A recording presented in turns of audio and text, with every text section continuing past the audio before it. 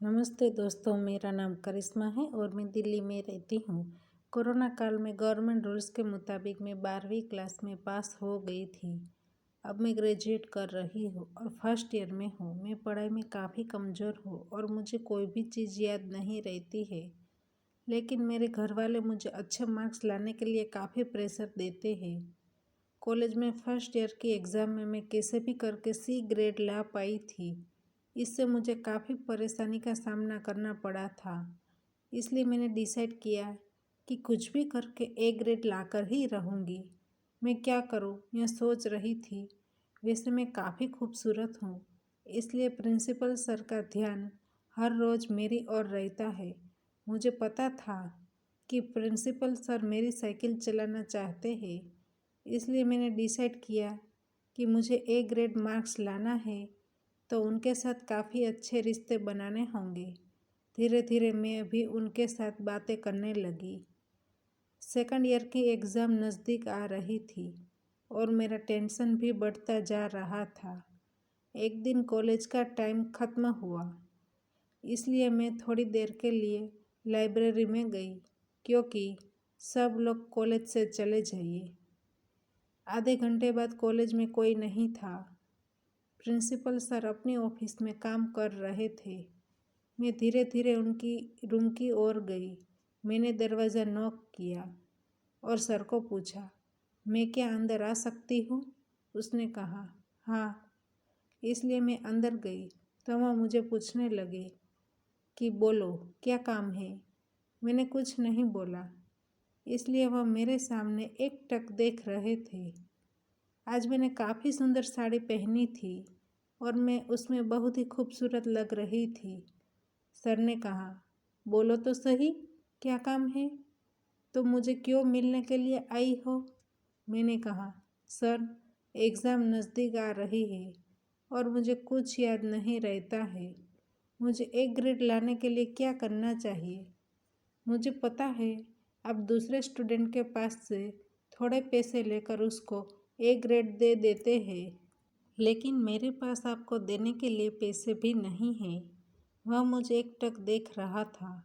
फिर थोड़ी देर बाद वह बोले, तुम्हारी बात सच है कि मैं तुम्हारे पास पैसे हो तो मैं तुमको ए ग्रेड दे देता, लेकिन इसका सॉल्यूशन तुम्हारे पास नहीं है और मैं तुमसे और क्या मांग भी सकता हूँ।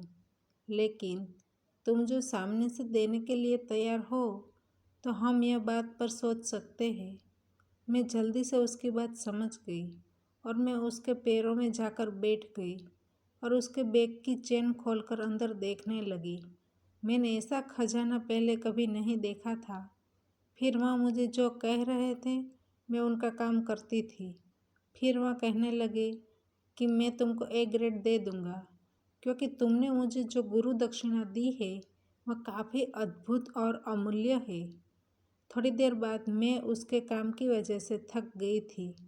फिर मैंने उनकी बोतल से पानी पिया और मैं वापस अपने घर चली गई। थोड़े दिन बाद एग्ज़ाम का टाइम आ गया। मैंने एग्ज़ाम के पेपर में कुछ भी नहीं लिखा था, लेकिन दोस्तों, आप समझ सकते हैं कि मुझे ए ग्रेड मिल गया था। अब मैं भी काफ़ी खुश थी और मेरे घर के लोग भी काफ़ी खुश थे और सर भी काफ़ी खुश थे। अब दोस्तों, थर्ड ईयर की फाइनल एग्ज़ाम आने वाली थी, इसलिए सर ने मुझे पूछा, क्या तुम पास होना चाहती हो? मैंने कहा, हाँ सर। उसने कहा, तुम शाम को मेरे घर ट्यूशन में आ जाना, क्योंकि लास्ट ईयर की एग्ज़ाम है, तुमको काफ़ी सीखना पड़ेगा। मैंने कहा, ठीक है सर।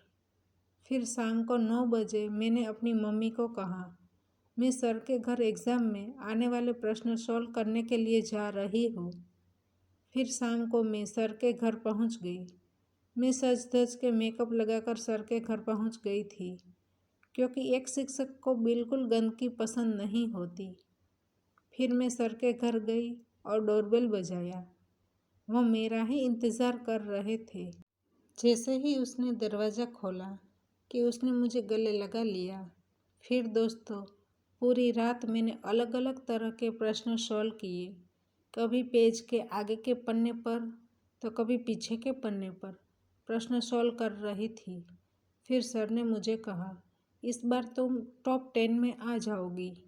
और सच में दोस्तों, जब एग्ज़ाम का रिजल्ट आया तब मैं 3rd नंबर में आ गई थी। इसलिए मैंने सर को पूछा कि सर, फर्स्ट नंबर वाले स्टूडेंट ने आपको क्या दिया? तो उसने कहा, यह बात सुनने के लिए तुम आज शाम फिर से मेरे घर आ जाना। तो दोस्तों, हमारी कहानी यहीं पर समाप्त होती है। आपको कहानी पसंद आई है तो वीडियो को लाइक करें और शेयर करें, और चैनल पर नए हैं तो चैनल को सब्सक्राइब करें, और हाँ, नोटिफिकेशन बेल को ज़रूर दबाइए ताकि आने वाली अगली अपडेट आपको सबसे पहले मिल सके। धन्यवाद।